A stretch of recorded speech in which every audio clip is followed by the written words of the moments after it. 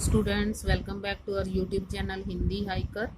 आज हम 12वीं कक्षा की पुस्तक आरोह भाग 2 के गद्य खंड का पाठ 1 भक्तिन पढ़ेंगे। इससे पहले हम इसके 2 भाग कर चुके हैं। अगर आप में से किसी ने वो वीडियो नहीं देखा है तो अवश्य देखें और इस वीडियो के डिस्क्रिप्शन में भी उसका लिंक आपको दे दिया जाएगा। दूसरे भाग में हमने पढ़ा कि किस प्रकार भक्तिन जो है वो महादेवी वर्मा की सहायता करती है, हर काम में वो आगे रहती है और पढ़ने लिखने में वो पीछे है, और किस प्रकार लेखिका को ये स्वीकार करना पड़ता है कि वो उसकी सहायता अवश्य करती है। चलिए आगे बढ़ते हैं।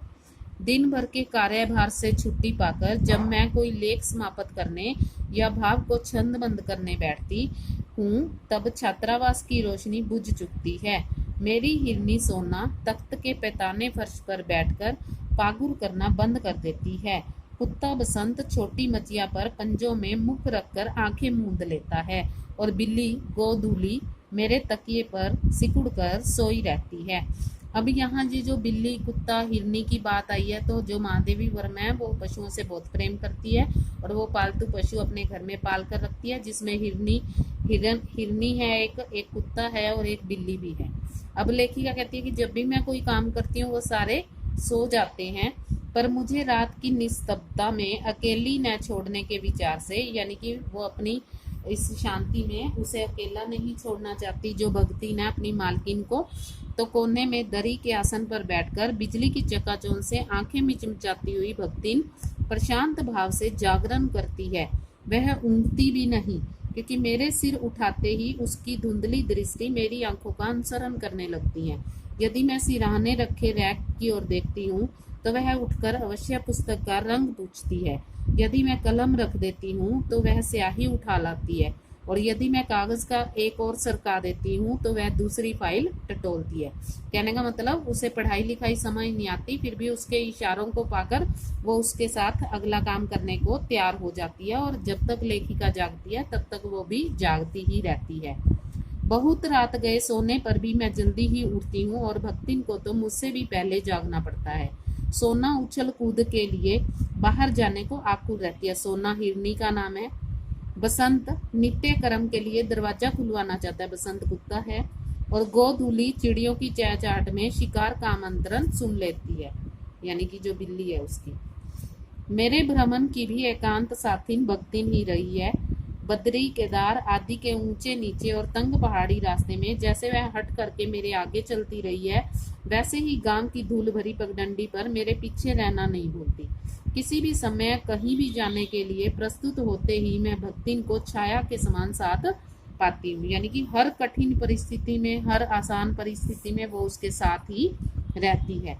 युद्ध को देश की सीमा में बढ़ते देख जब लोग आतंकित हो उठे, तब भक्तिन की बेटी दामाद उसके नाती को लेकर बुलाने आ पहुंचे। यानी कि अब युद्ध होने वाला था, तो जो भक्तिन है उसकी बेटी और दामाद और उसका दोहतर यानी कि बेटी का बेटा उसे बुलाने आ जाते हैं, पर बहुत समझाने बुझाने पर भी वह उनके साथ नहीं जाती। सबको वह देख आती है, रुपया भेज देती है, पर उनके साथ रहने के लिए मेरा साथ छोड़ना आवश्यक है, जो संभवतः भक्तिन को जीवन के अंत तक स्वीकार नहीं होगा। यानी कि वो लेखिका का साथ छोड़ना नहीं चाहती। जब गत वर्ष युद्ध के भूत ने वीरता के स्थान में पलायन वृत्ति जगा दी थी, तब भक्तिन पहली ही बार सेवक की विनीत मुद्रा के साथ मुझसे काम चलने का अनुरोध करती आई। यानी कि युद्ध होने वाला था, लोग एक स्थान को छोड़कर दूसरे स्थान पर जाने लगे थे, तो जो भक्तिन है वो लेखिका को कहती है कि वो उसके साथ गांव जाए, उसको प्रार्थना करती है। वह लकड़ी रखने के मचान पर अपनी नई धोती बिछाकर मेरे कपड़े रख देगी, दीवार में कीले गाड़कर और उन पर तख्ते रखकर मेरी किताबें सजा देगी। धान के पुआल का गोंदरा बनवाकर उस पर अपना कंबल बिछाकर वह मेरे सोने का प्रबंध करेगी। मेरे रंग स्याही आदि को नई हड़िया में संजो कर रख देगी और कागज पत्रों को छीके में यथाविधि एकत्र कर देगी। देखो भक्तिन ने कितना कुछ सोच रखा है उसके बारे में। अगर वो उसे गांव लेकर जाती है तो वो उसका सामान भी इस तरीके से रखेगी। मेरे पास वहां जाकर रहने के लिए रुपया नहीं है, यह मैंने भक्तिन के प्रस्ताव को अवकाश न देने के लिए कहा था, पर उसके परिणाम ने मुझे विस्मित कर दिया। यानी कि अब देखो लेखिका बहाना बनाती है कि उसके पास पैसे नहीं है, पर भक्तिन ने उस के इस विचार का भी आंसर दे दिया और उसे हैरान कर दिया। भक्तिन ने परम रहस्य का उद्घाटन करने की मुद्रा बना कर और पोपला मुंह मेरे कान के पास लाकर होले होले बताया कि उसके पास 5 बीसी और 5 रुपया गड़ा रखा है, उसी से वह सब प्रबंध कर लेगी। फिर लड़ाई तो कुछ अमरोती खाकर मतलब अमरता लेकर नहीं है। जब तक ठीक हो जाएगा तब हम वापस लौट आएंगे। भक्तिन की कंजूसी के प्राण पंजीभूत होते ही पर्वताकार बन चुके थे, परंतु इस उदारता के डायनामाइट ने क्षण भर भी मुझे उन्हें उड़ा दिया। इतने थोड़े रुपए का कोई महत्व नहीं है, परंतु रुपए के प्रति भक्तिन का अनुराग इतना प्रख्यात हो चुका है कि मेरे लिए उसका परित्याग मेरे महत्व की सीमा तक पहुंचा देता है। कहने का मतलब वो उसे छोड़ना नहीं चाहती है। भक्तिन और मेरे बीच में सेवक स्वामी का संबंध है, यह कहना कठिन है कि हम मालिक और नौकर हैं, ये कहना कठिन है, क्योंकि ऐसा कोई स्वामी नहीं हो सकता जो इच्छा होने पर भी सेवक को अपनी सेवा से हटा न सके, और ऐसा कोई सेवक भी नहीं चुना गया जो स्वामी के चले जाने का आदेश पाकर अवज्ञा से हंस दे। कहने का मतलब उनके बीच का रिश्ता इतना गहरा हो गया था कि नौकर और मालिक का संबंध उनमें रहा ही नहीं था। भक्तिन को नौकर कहना उतना ही असंगत है जितना अपने घर में बारी बारी से आने वाले अंधेरे उजाले और आंगन में फूलने वाले गुलाब और आम को सेवक मानना। वे जिस प्रकार एक अस्तित्व रखते हैं जिससे सार्थकता देने के लिए ही हमें सुख दुख देते हैं, उसी प्रकार भक्तिन का स्वतंत्र व्यक्तित्व अपने विकास के परिचय के लिए मेरे जीवन को घेरे हुए, यानी कि उसका जीवन उसी पर निर्भर करता है, वही उसके जीवन में आने वाले सुखों दुखों का कारण है। परिवार और परिस्थितियों के कारण स्वभाव में जो विषमताएं उत्पन्न हो गई हैं, उनके भीतर से एक स्नेह और सहानुभूति की आभा फूटती रहती है। इसी से उसके संपर्क में आने वाले व्यक्ति उसमें जीवन की सहज मार्मिकता ही पाते हैं। छात्रावास की बालिकाओं में से कोई अपनी चाय बनवाने के लिए देहली पर बैठी रहती और कोई बाहर खड़ी मेरे लिए बने नाश्ते को चख कर उसके स्वाद की विवेचना करती रहती। मेरे बाहर निकलते ही सब चिड़ियों के समान उड़ जाती और भीतर आते ही यथास्थान विराजमान हो जाती। इन्हें आने में रुकावट न हो, संभवतः इसी से भक्तिन अपना दोनों जून का भोजन सवेरे ही बनाकर ऊपर के आले में रख देती और खाते समय चौके का एक कोना धोकर पाक छत के सनातन नियम से समझौता कर लेती है। यानी कि जो उसकी बालिकाएं जो पढ़ती हैं ना, वो भी भक्तिन से बहुत प्रेम करती हैं, वो उसी के हाथ की चाय पीती हैं, उसी के हाथ का खाना खाती हैं। मेरे परिचितों और साहित्यिक बंधुओं से भी भक्तिन विशेष परिचित है, पर उनके प्रति भक्तिन के सम्मान की मात्रा मेरे प्रति उसके सम्मान की मात्रा पर निर्भर है, और सद्भाव उसके प्रति मेरे सद्भाव से निश्चित होता है। इस संबंध में भक्तिन की सहज बुद्धि विस्मित कर देने वाली है।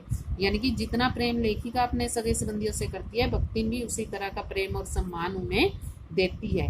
वह किसी को आकार प्रकार और वेशभूषा से सम्मान करती है और किसी को नाम के अपभ्रंश द्वारा। कवि और कविता के संबंध में उसका ज्ञान बड़ा है, पर आदर भाव नहीं।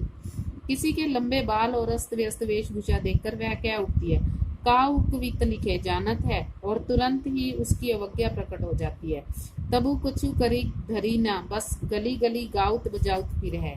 यानी कि वो क्या कविता लिखेगी, वो तो गली गली गाती बजाती फिरती है, पर सबका दुख उसे प्रभावित कर सकता है। विद्यार्थी वर्ग में से कोई जब कारागार का अतिथि हो जाता, कारागार मतलब जेल, तब उस समाचार को व्यथित भक्तिन बीता बीता भरे लड़कन का जेहल कलयुग रहा तोन रहा, अब परलय हो ही जाए। भी ये छोटे छोटे लड़के लड़कियां जेल में जाते हैं, तो अब तो परलय आएगी। उनकर माई का बड़े लाट तक लड़े का चाही कहकर दिन भर सबको परेशान करती है, और बापू से लेकर साधारण व्यक्ति तक उसके भक्तिन के प्रति सहानुभूति रखते हैं, यानी कि सभी उससे प्रेम करते हैं। भक्तिन के संस्कार ऐसे हैं कि वह कारागार से वैसे ही डरती है जैसे यमलोक से।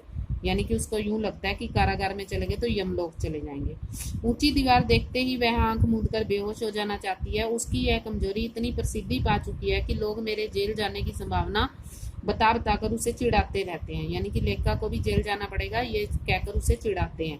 वह डरती नहीं है, यह कहना असत्य होगा, पर डर से भी अधिक महत्व मेरे साथ का ठहरता है। चुपचाप मुझसे पूछने लगती है कि वह अपनी की धोती साबुन से साफ कर ले जिससे मुझे वहां उसके लिए लज्जित न होना पड़े, क्या क्या सामान बांध ले जिससे मुझे वहां किसी प्रकार की असुविधा न हो सके। ऐसी यात्रा में किसी को किसी के साथ जाने का अधिकार नहीं होता। यह आश्वासन बख्तिन के लिए कोई मूल्य नहीं रखता। वह मेरे न जाने की कल्पना से इतनी प्रसन्न नहीं होती जितनी अपने साथ न जा सकने की संभावना से अपमानित होती है। कहने का मतलब, अगर लेखिका को जेल जाना पड़ेगा तो जो बख्तिन है वो उसके साथ जाना चाहती है और वो उसके साथ जाने के लिए सामान भी बांधती है कि क्या क्या लेकर जाना है। भला ऐसा अंधेर हो सकता है कि यहाँ मालिक वहां नौकर। मालिक को ले जाकर बंद कर देने में इतना अन्याय नहीं, पर नौकर को अकेले मुक्त छोड़ देने में पहाड़ के बराबर अन्याय है। ऐसा अन्याय होने पर बख्तिन को बड़े लाट तक लड़ना पड़ा, यानी कि बड़े साहब तक पहुंच गई वो ये बात कहने के लिए कि वो उसके साथ ही जाएगी। किसी की माई यदि लाट तक नहीं लड़ी तो नहीं लड़ी, पर बख्तिन का तो बिना लड़े काम ही नहीं चल सकता था। ऐसे विषम प्रतिद्वंदियों की स्थिति कल्पना में भी दुर्लभ है, यानी कि ऐसे बहुत कम लोग होते हैं जो अपने मालिक के लिए किसी से भी लड़ जाएं।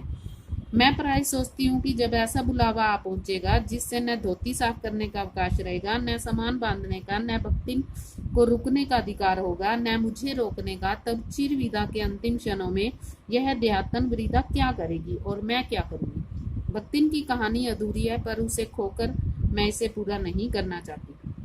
कहने का मतलब, अब लेखिका ये बात सोच रही है कि कभी ऐसा समय भी आएगा जब मेरी मृत्यु हो जाएगी तो क्या ये साथ जाएगी, तब तो कोई सामान भी नहीं बांधा जा सकता या उसे रोका भी नहीं जा सकता, उससे ये अधिकार छीन लिया जाएगा उसके साथ रहने का। अभी यहाँ पर लेखिका का भी अपनी लेखिका जो महादेवी वर्मा है उसका अपनी बख्तिन के प्रति बहुत प्रेम दिखाया गया है और किस प्रकार जो सेविका है वो अपनी मालिक से अलग नहीं होना चाहती, वो जेल में भी उसका साथ देना चाहती है और घर में भी वो अपने रिश्तेदारों की बजाय उसके साथ रहना ही ज़्यादा पसंद करती है। अगर आपको ये वीडियो पसंद आती है तो लाइक करें, शेयर करें और चैनल को सब्सक्राइब भी करें। साथ में दिए गए बेल आइकन को अवश्य दबाएं ताकि आपको अगली वीडियो के नोटिफिकेशन मिल सके। और इस पाठ के तीनों भाग अवश्य देखें ताकि आपको पाठ की जो कहानी है वो अच्छे से समझ आ सके। और अगर आपका कोई सजेशन है तो वो कमेंट बॉक्स में अवश्य लिख कर भेजें। धन्यवाद।